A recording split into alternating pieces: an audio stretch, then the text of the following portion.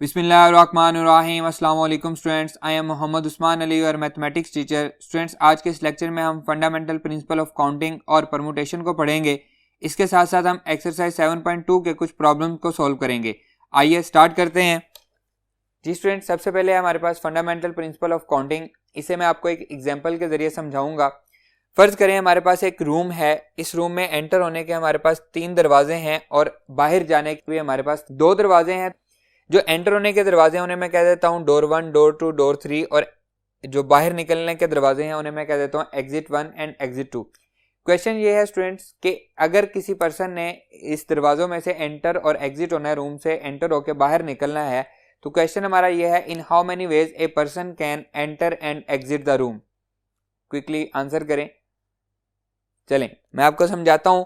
देखें, अगर हमारे पास कोई सी 2 जॉब्स हैं, फर्ज करें मेरे पास एक जॉब ए है, जॉब ए, इसको करने के मेरे पास m वेज हैं। इसी तरह से जॉब बी है, इसको करने के मेरे पास n वेज हैं। तो अगर मुझे दोनों जॉब्स इकट्ठी परफॉर्म करनी है तो मेरे पास टोटल नंबर ऑफ वेज कितने होंगे। सेम इसी तरह से जैसे ये हमारे पास क्वेश्चन है कि रूम में एंटर होने के हमारे पास 3 दरवाजे हैं, तो एंटर होना एक जॉब है, उसके कितने वेज हैं, 3 दरवाजे हैं, तो वो 3 वेज हैं हमारे पास। इसी तरह एग्जिट होने के लिए कितने दरवाजे हैं, 2 दरवाजे हैं, तो हमारे पास कितने वेज हैं, 2 वेज हैं। तो in how many ways a person can enter and exit the room, तो टोटल नंबर ऑफ वेज हमारे पास जो होंगे, टोटल नंबर ऑफ वेज हमारे पास होंगे, that is m multiply by n। तो इन दैट सीन जो हमारा रूम है, देखें कोई भी पर्सन है वो डोर 1 से एंटर होगा और E1 से एग्जिट कर जाएगा, तो ये एक वे हो गया। इसी तरह डोर 1 से एंटर हुआ, E2 से एग्जिट कर गया, सेकेंड वे। डोर 2 से एंटर हुआ, E1 से एग्जिट कर गया, थर्ड वे। डोर 2 से एंटर हुआ, E2 से एग्जिट कर गया, फोर्थ वे। इसी तरह से डोर 3 से एंटर हुआ, E1 से एग्जिट कर गया, फिफ्थ वे। एंड डोर 3 से एंटर होके E2 से एग्जिट कर गया, सिक्स्थ वे। तो हमारे पास टोटल नंबर ऑफ वेज कितने आ गए, 6 नंबर ऑफ वेज आ गए। Clear? That is called the fundamental principle of counting. इसकी प्रॉपर डेफिनेशन आपकी बुक पे मौजूद है, आप उसको पढ़ सकते हैं। आइए हम मूव करते हैं परमुटेशन पे।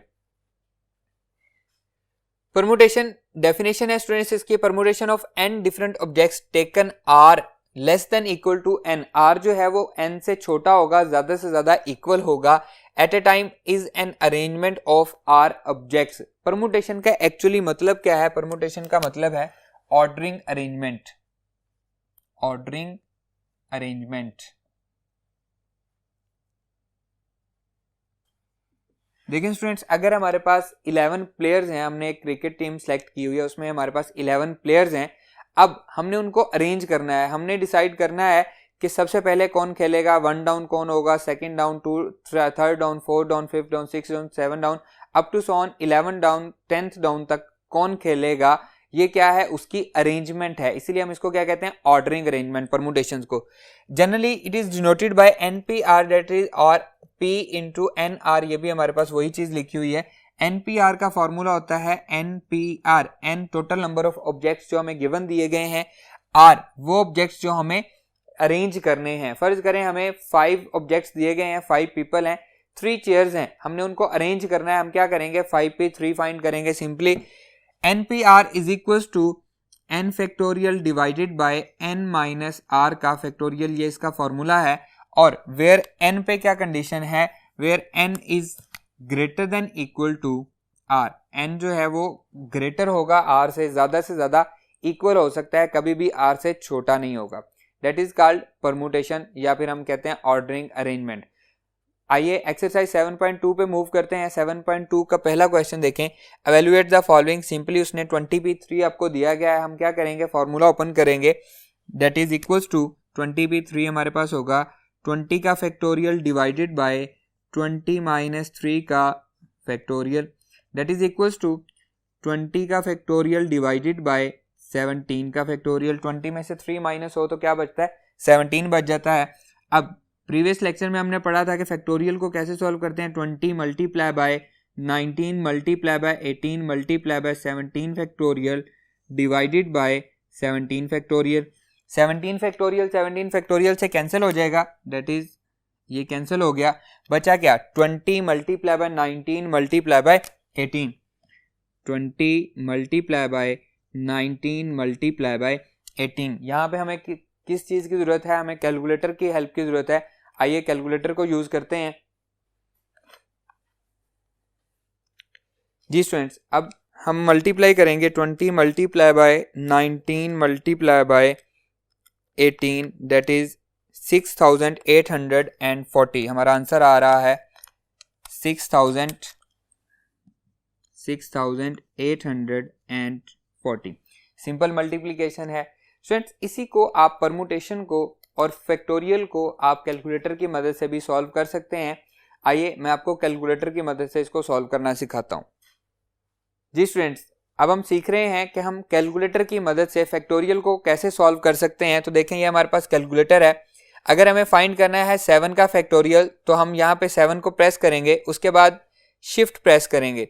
शिफ्ट के बाद मॉड के नीचे देखें एक बटन हमें दिया गया है एक्स इनवर्स, इसके ऊपर हमें एक्स फैक्टोरियल लिखा हुआ नजर आ रहा है। शिफ्ट के बाद वो प्रेस करेंगे, देखिए हमने उसको प्रेस किया तो हमारे पास आ गया 7 फैक्टोरियल। इक्वलिटी का साइन से जो है बटन हमारे पास दिया गया उसको प्रेस करेंगे तो आंसर आ रहा है 5040। Clear.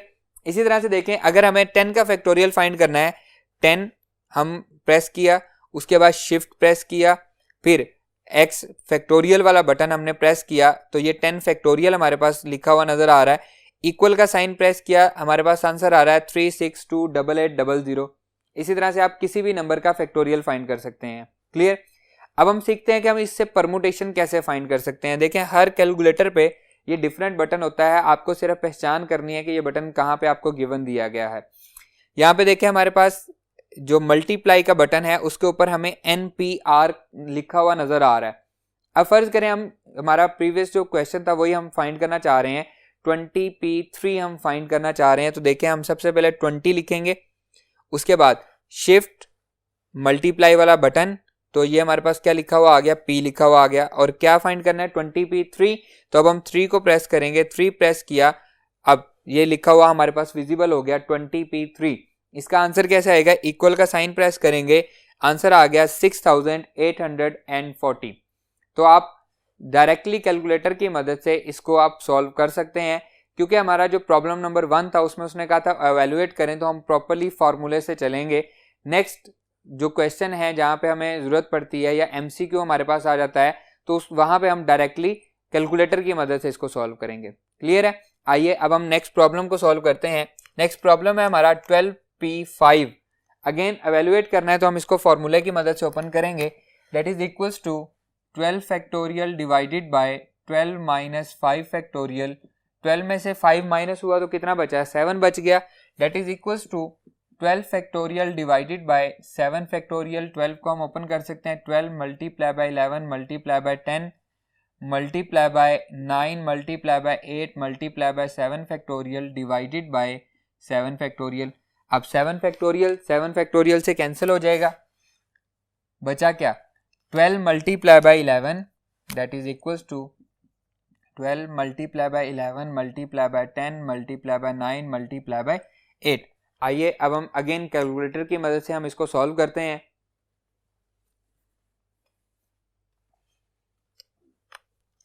Twelve multiply by 11 multiply by 10 multiply by 9 multiply by 8 that is 95040 95,040 ये हमारा आंसर आ गया। क्लियर। नेक्स्ट वाला क्वेश्चन देखें, 9P8 को हमने सॉल्व करना है। तो 9P8 बहुत सिंपल है, हमारे पास 9 का factorial that is equals to 9 factorial divided by 9 minus 8 का फैक्टोरियल। क्लियर। ये बन जाएगा 9 फैक्टोरियल डिवाइडेड बाय 1 का फैक्टोरियल, और 1 का फैक्टोरियल हमें पता है क्या होता है, 1 ही होता है। तो ये क्या बच गया, ये एक्चुअली बच गया हमारे पास 9 फैक्टोरियल।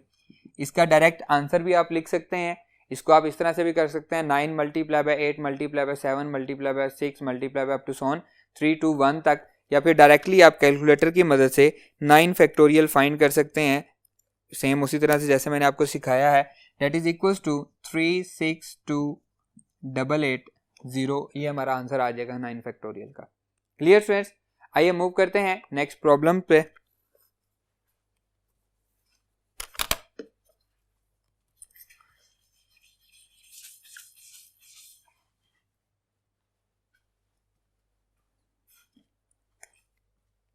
जी स्टूडेंट्स, नेक्स्ट प्रॉब्लम है हमारे पास number 2, find the value of n when. Number 1 हमें दिया गया है np2 इज इक्वल्स टू 30, हमने फाइंड करना है। इसका फॉर्मूला ओपन करते हैं, n factorial divided by n minus 2 का factorial that is equals to 30। Permutation का फॉर्मूला हमने अप्लाई किया है। n फैक्टोरियल को हम लिख सकते हैं students n into n minus 1 n minus 2 whole का factorial divided by n minus 2 का फैक्टोरियल इज इक्वल्स टू 30। तो n माइनस 2 का फैक्टोरियल n माइनस 2 का फैक्टोरियल से कैंसिल हो गया, ये इससे कैंसिल आउट हो गया, तो बचा क्या हमारे पास, ये बच गया n into n minus 1 is equals to 30, और 30 को हम लिख सकते हैं n into n minus 1 equals to 6 multiply by 5। 6 multiply by 5 क्या होगा, 30 हो जाएगा। तो यहाँ से हमें n की वैल्यू मिल गई, n क्या है, n इज इक्वल्स टू 6 है, क्योंकि नेक्स्ट वाली टर्म क्या है n माइनस 1, तो देखें यहाँ पे भी 6 माइनस 1 क्या आ रहा है, 5 आ रहा है। n ही एक्चुअली हमने इसमें फाइंड करना था, वो हमने फाइंड कर दिया। क्लियर स्टूडेंट्स, नेक्स्ट देखें, नेक्स्ट पार्ट है इसका 11p n equals to 11 multiply by 10 multiply by 9। तो स्टूडेंट्स इसको हम लिख सकते हैं 11 factorial divided by 11 minus n का factorial is equals to 11 multiply by 10 multiply by 9 multiply by 8 factorial divided by 8 factorial, क्योंकि 8 फैक्टोरियल मिसिंग था। प्रीवियस लेक्चर में हमने पढ़ा है कि हम कैसे अगर मल्टीप्लिकेशन में दिया गया हो तो उसको फैक्टोरियल में चेंज कर सकते हैं। तो ये बन जाएगा students 11 factorial is equals to 11 minus n का फैक्टोरियल इज इक्वल्स टू, ऊपर बनेगा 11 factorial divided by 8 factorial. Clear, अगर मैं इस 11 को इधर ले जाऊं और इसको इधर ले आऊं तो ये बनेगा 11 factorial divided by 11 factorial equals to 11 minus n whole factorial divided by 8 factorial. तो ये कैंसिल आउट होके आंसर क्या देगा, ये आंसर आ जाएगा 1। तो ये हमारे पास आएगा 1 is equals to 11 minus n whole का factorial divided by 8 factorial equals to 1 आ जाएगा हमारे पास। क्लियर, 8 इधर आके मल्टीप्लाई होगा, 8 factorial equals to 11 minus n का फैक्टोरियल, फैक्टोरियल से फैक्टोरियल खत्म हो गया, 8 is equals to 11 minus n, n इधर आ जाएगा, n इक्वल्स टू 11 और 8 इधर चला जाएगा माइनस 8, तो n इज इक्वल्स टू 3 आ गया, और यही हमने फाइंड करना था, n इक्वल्स टू 3 हमने फाइंड करना था।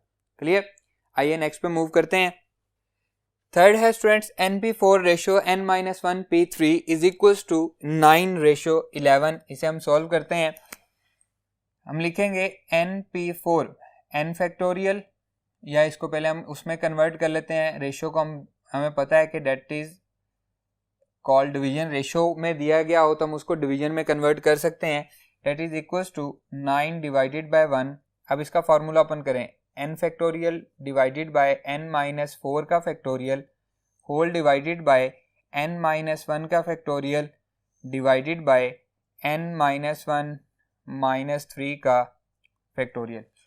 न्यूमिनेटर का अलग मैंने ओपन कर दिया फार्मूला और डिनोमिनेटर का अलग ओपन कर दिया, that is equals to 9 divided by 1।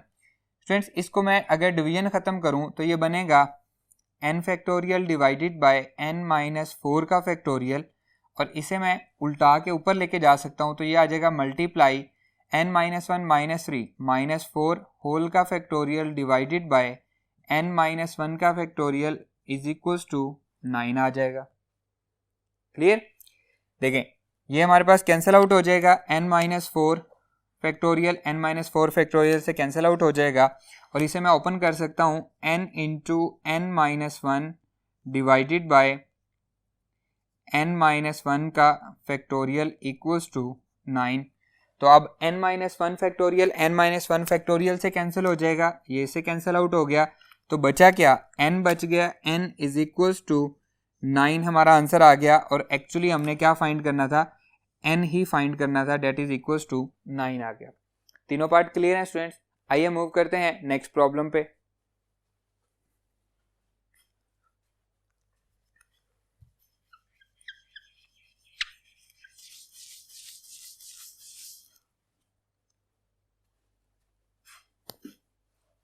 Students next problem है problem number 3। Prove that from the first principle that NPR is equals to n multiply by n-1 PR-1। Students हम इसको right hand side से solve करेंगे, right hand side से left hand side prove करेंगे।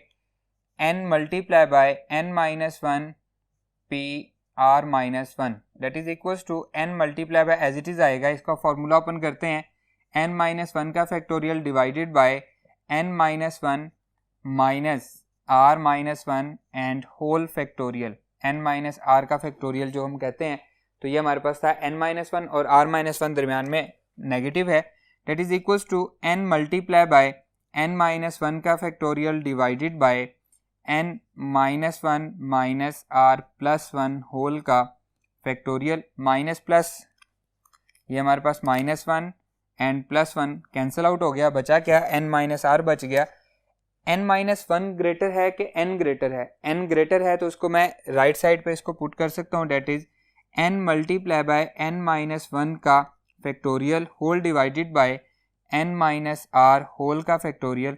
तो ये ऊपर क्या बन गया, n multiply by n-1 whole factorial है तो n का फैक्टोरियल कंप्लीट हो रहा है, that is equals to n factorial divided by n-r का factorial, that is equals to किसका फॉर्मूला है, NPR का फॉर्मूला है। और ये एक्चुअली क्या है, ये लेफ्ट हैंड साइड है, यही हमने प्रूव करनी थी।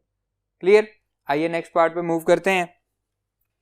सेकंड पार्ट देखें students, NPR is equals to n-1 PR plus r multiply by n-1 PR-1। Same उसी तरह से हम राइट हैंड साइड लेंगे, right hand side that is n-1 PR plus r multiply by n-1 PR-1 formulas open करेंगे, that is equals to n-1 का factorial divided by n-1 minus r का factorial plus r multiply by n-1 का factorial divided by n-1 minus r-1 whole का factorial. Clear students? Next देखें, that is equals to n-1 whole का factorial divided by n-1 या n-r-1 भी हम इसको लिख सकते हैं होल का factorial plus r multiply by n-1 का factorial divided by n-1 minus r+1 whole का फैक्टोरियल। तो -1 +1 क्या हो जाएगा, कैंसिल आउट हो जाएगा, -1 और +1 कैंसिल हो गया, क्या बचा n-r बचा। इन दोनों में कॉमन क्या आ रहा है, n-1 फैक्टोरियल कॉमन आ रहा है, तो मैं उसको बाहर लिख लेता हूँ n-1 होल का factorial into 1 divided by n-r-1 whole factorial plus r divided by n-r whole का फैक्टोरियल। Clear students? अब यहाँ पे हमने देखना है कि अगर मैं इससे नेक्स्ट वाली टर्म लूँ तो वो क्या बनेगी, n-r-1, नेक्स्ट टर्म क्या बनेगी -2, n-r-2, फिर नेक्स्ट टर्म n-r-3। तो क्या कॉमन आ रही है, सेम हो रही, नहीं हो रही। अगर मैं इसको ओपन करूँ, इससे नेक्स्ट टर्म क्या बनेगी n-r, फिर नेक्स्ट टर्म क्या बनेगी n-r-1। तो ये क्या हो जाएगा, इसमें से कॉमन आ जाएगा, तो हम उसको ओपन कर लेते हैं, that is n-1 whole factorial into 1 divided by n-r-1 whole factorial plus r divided by n-r into next term क्या है n-r-1 होल फैक्टोरियल। अब दोनों में क्या कॉमन आ रहा है, n-r-1 कॉमन आ रहा है, तो इसे हम कॉमन लेते हैं, that is equals to n-1 whole factorial divided by, दोनों में क्या कॉमन आ रहा है n-r-1, n-r-1 होल फैक्टोरियल, अंदर बचेगा 1 divided by 1 plus r divided by n-r। अब ब्रैकेट को सॉल्व करेंगे, एलसीएम लेंगे, that is equals to n-1 whole factorial whole divided by n-r-1 whole factorial into LCM आएगा n-r प्लस r। और minus r और plus r आपस में क्या हो जाएगा, कैंसिल हो जाएगा, बचेगा क्या, n बच जाएगा। तो हम लिखेंगे n minus one whole factorial divided by n minus r minus one whole factorial into n divided by n minus r. n greater है कि n माइनस वन ग्रेटर है, n ग्रेटर है तो उसे हम लिख सकते हैं n into multiply by n minus one का फैक्टोरियल। इसी तरह n माइनस आर ग्रेटर है तो n minus r multiply by n minus r minus one whole का factorial, that is equals to, ऊपर कंप्लीट हो गया है n का फैक्टोरियल और नीचे कंप्लीट हो गया है n माइनस आर का factorial. So that is equals to n p r और equals to left hand side, यही हमने प्रूव करनी थी। क्लियर फ्रेंड्स, आइए मूव करते हैं नेक्स्ट प्रॉब्लम पे।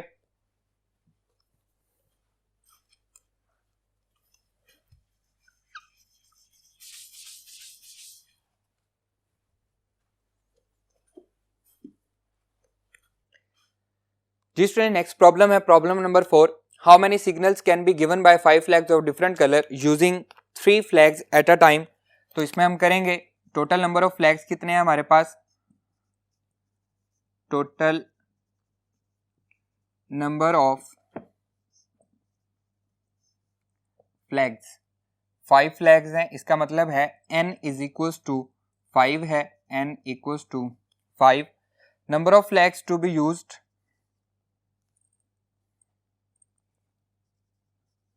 number of flags to be used are, कितना है जी, हमें 3 फ्लैग्स यूज करने हैं। तो how many signals can be formed, तो हम लिखेंगे total number of signals, total number of signals that is equals to NPR और n कितना है 5p3। इसका फॉर्मूला हम ओपन करेंगे 5 फैक्टोरियल डिवाइडेड बाय 5 माइनस 3 का factorial, that is equals to 5 factorial divided by 2 factorial. 5 factorial को further open करेंगे 5 multiply by 4 multiply by 3 multiply by 2 factorial divided by 2 factorial, ये कैंसिल हो जाएगा। 5 4 ज़ा 23 ज़ा 60 फ्लैग्स, हम 60 सिग्नल्स हम बना सकते हैं। क्लियर स्टूडेंट्स, आइए मूव करते हैं नेक्स्ट प्रॉब्लम पे। जी स्टूडेंट्स, नेक्स्ट प्रॉब्लम है problem number 5। How many signals can be given by 6 flags of different colours when any number of flag can be used eight a time. Any number of flag का मतलब है आप 1 flag भी use कर सकते हैं, 2 3 4 5 और 6 फ्लैग भी यूज कर सकते हैं। तो इसको सॉल्व करते हैं हम। देखें टोटल नंबर ऑफ फ्लैग्स कितने हैं जी हमारे पास, टोटल नंबर ऑफ फ्लैग्स 6 है, मतलब n हमारे पास क्या हो गया, 6 हो गया। अब total signals, total number of signals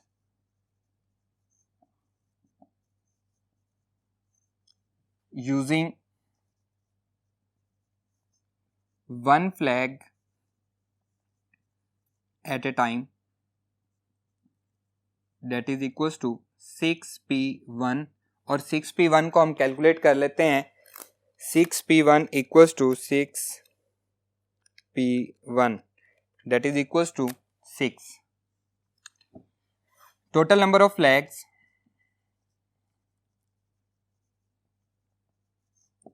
total number of signals using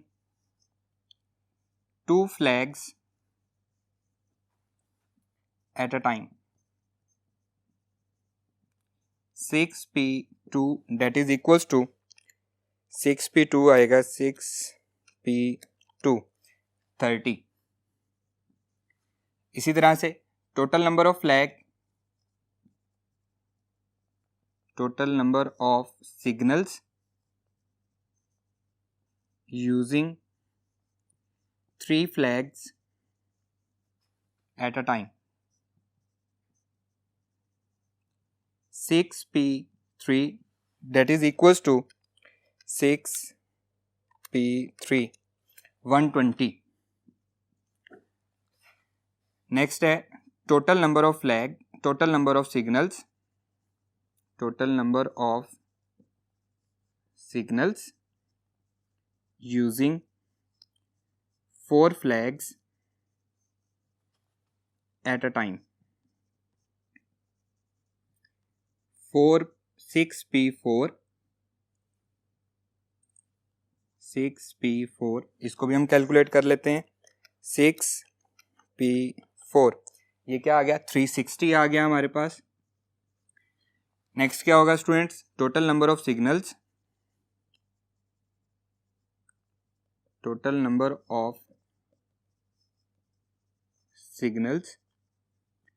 using 5 flags at a time. 6P5 और 6P5 को हम कैलकुलेट करते हैं. 6P5 that is 720. नेक्स्ट है जी total number of signals,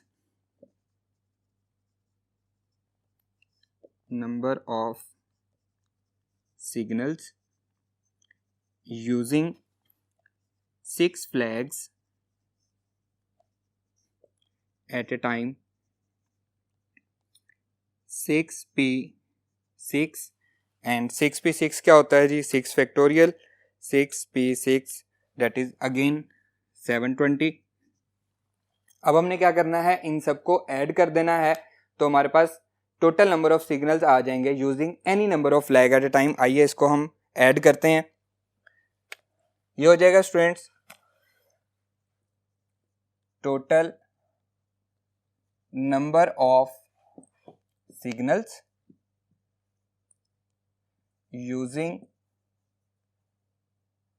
any number of flag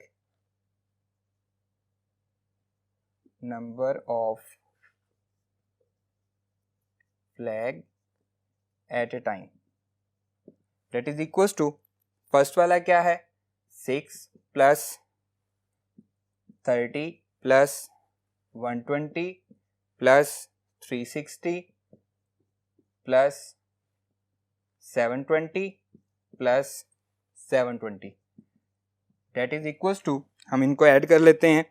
6 plus 30 plus 120 plus 360 plus 720 plus 720 that is equals to 1956 signals हम बना सकते हैं using any number of flag eight a time.